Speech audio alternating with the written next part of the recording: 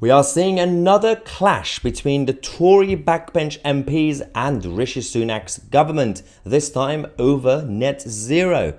Yes, we have the upcoming general election, and a lot of the Conservative backbench MPs are absolutely terrified of losing their seats, so they are trying to put pressure on Rishi Sunak's government to create a referendum on net zero. This is quite interesting because obviously Rishi Sunak, while he's rolling back on some of the tiny measures of net zero policy or program, they're still going ahead because Theresa May turned it into legislation a few years ago. We have to hit net zero targets by 2050, yeah.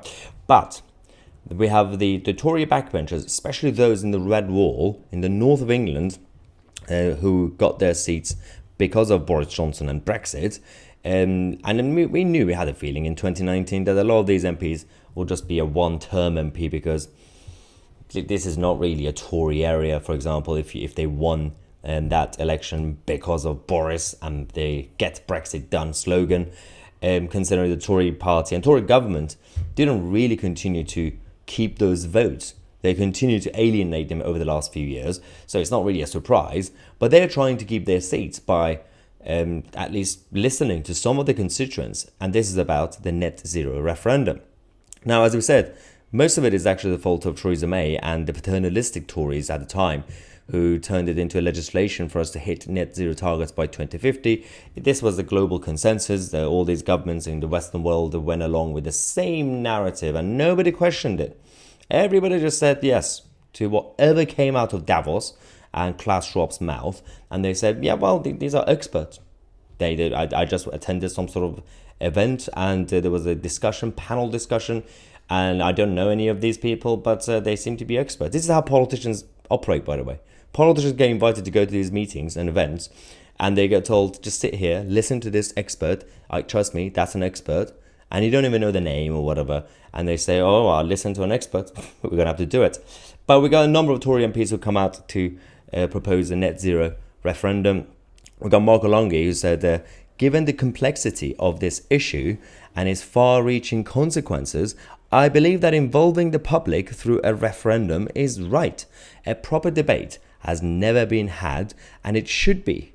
A referendum would require the government to communicate the intricacies of the 2050 net zero targets to the public, fostering a better understanding of the challenges and its benefits. So that's from Marco. We also have Carl McCartney, who's come out to say that the establishment was solely focused on chasing approval from London's woke eco-zealot crowd, who have no clue what happens in the real world.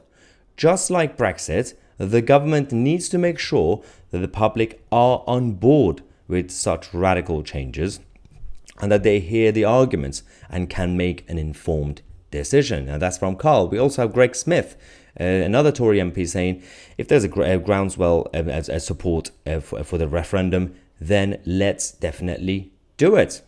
Yes, Priti Patel, the former Home Secretary, came out to say the forthcoming general election is an important opportunity for hard-pressed families and businesses who have been shut out of the discussions around the environment, climate change and pollution to have their voice and vote heard. That's even the former Home Secretary. So, a government source told The Telegraph that net zero was a manifesto commitment that all Conservative MPs stood on, building on our energy security from hostile states. This government has been clear that it needs to be achieved in a way that brings people along. So, yes, of course, the overall net zero agenda was in the manifesto, just like the Labour Party manifesto and the Liberal Democrat manifesto. But you didn't include the specific policies that you're just randomly coming up in the name of the net zero. So if we're going to have this, then we could do whatever we want in the future. For example, I could set up a political party, I could create a manifesto and just put a section, a vague section saying nice things. And then I can just introduce policies left, right and center. And if anybody questions me, I could say, well, I did put in the manifesto nice things. And I didn't really explain how I'm going to get there. I didn't explain what sort of policies I'm going to introduce, but it's included in the nice things category. So this is exactly what they're doing. So they're getting away with it because, yes, they did mention net zero as an ambition, but they did not introduce or propose the policies that they are now doing. This is without the consent of the general public. Now, everybody needs to know about these manifesto pledges and what's going to happen in the next one.